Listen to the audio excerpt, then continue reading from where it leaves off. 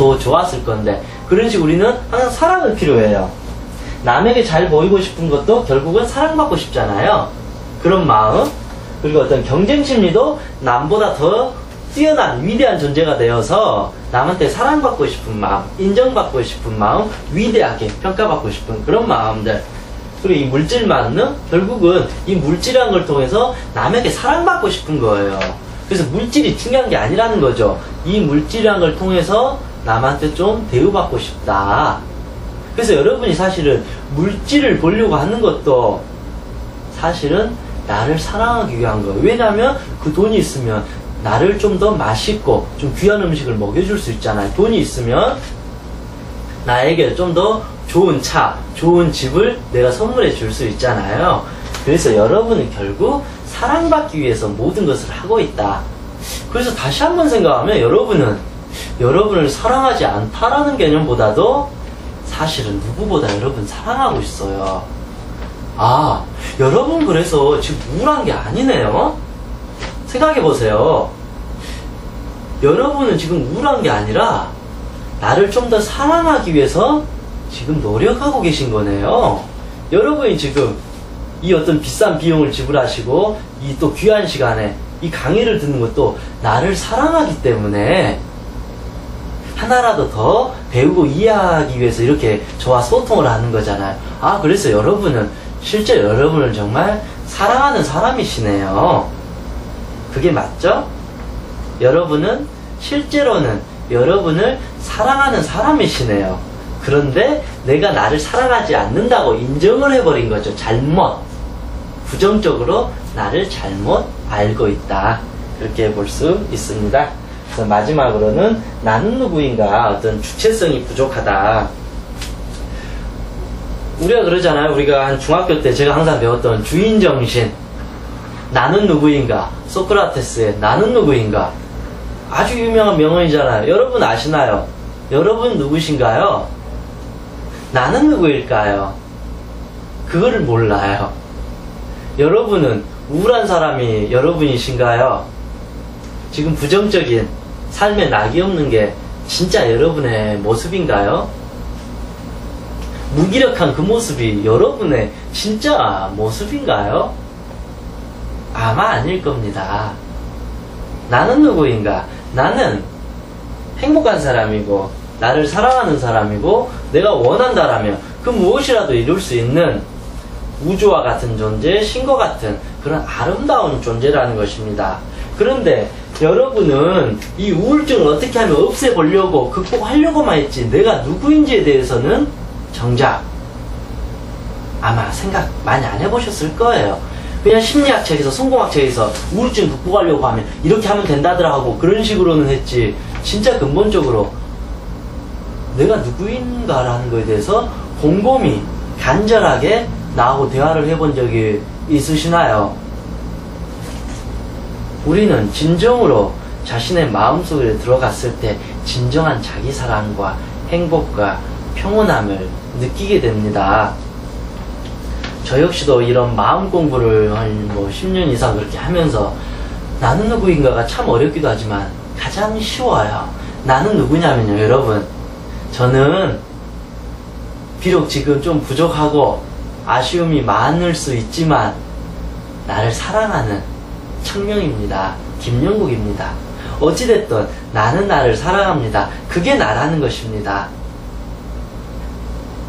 제가 170이 안 돼요. 키가 164.5밖에 안 돼요.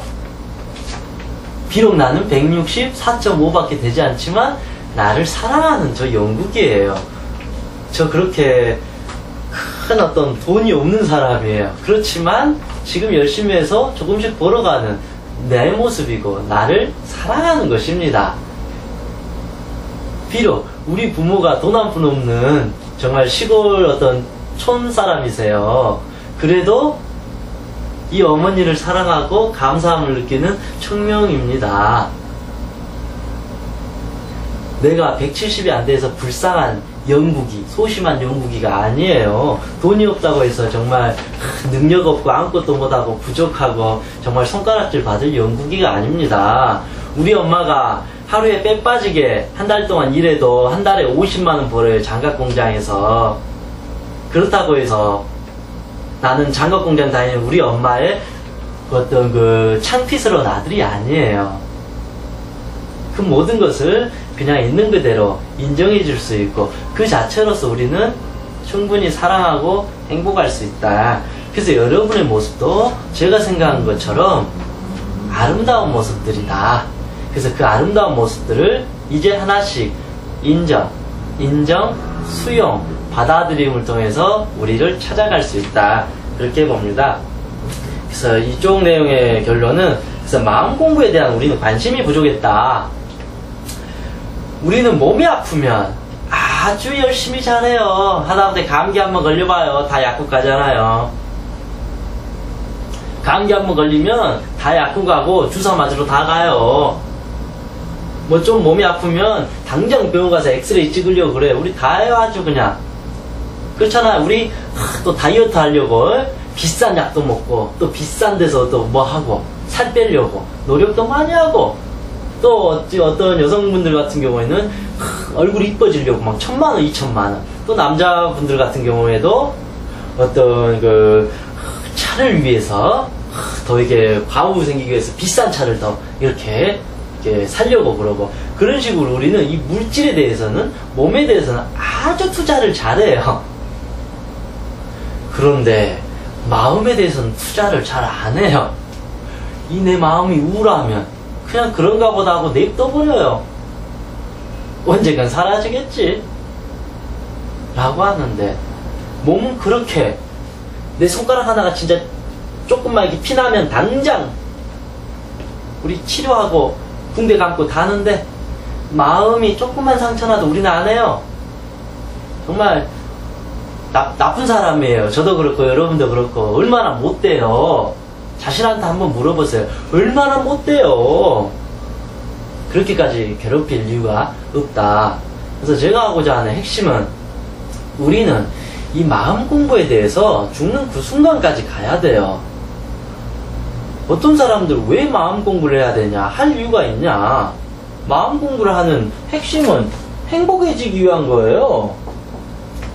여러분 행복해지기 위해서 살잖아요. 그래서 마음 공부를 하는 거예요. 그렇다고 제가 꼭 종교에 귀해하라, 꼭 명상을 해라, 뭐 요가를 해라, 최면을 배우라, 꼭 그렇게 하라는 게 아니에요. 여러분이 관심 있는 게 있다라면 그쪽에서 곰곰이 잘 이해하면서 내 자신과 대화를 해서 내가 누구인지는 찾아가라는 거죠. 내가 누구인지를 찾질 못하니까 70, 80 그렇게 나이가 많이 들으셔서도 노인 우울증이 걸려요. 저는 이 세상에서 그래도 우리가 어떤 노인이 돼서 우울증은 웬만하면 걸리지 말자. 물론 그분들도 정말 최선을 다해서 힘든 삶을 사셨겠지만 생을 마감하는 그 연세 때는 행복하게 더 살아야 되는데 미리서 마음 공부도 안 하고 너무 세상을 급하게 빨리빨리 오다 보니까 결국 노인 우울증이 걸린다. 그래서 마음 공부에 대해서 한 번 정도 내가 죽는 그날까지 조금이라도 시간을 내서 나를 성찰하고 나를 사랑하는 방법을 찾아가 봐야 되겠다. 그런 생각을 한번 해보시기 바랍니다.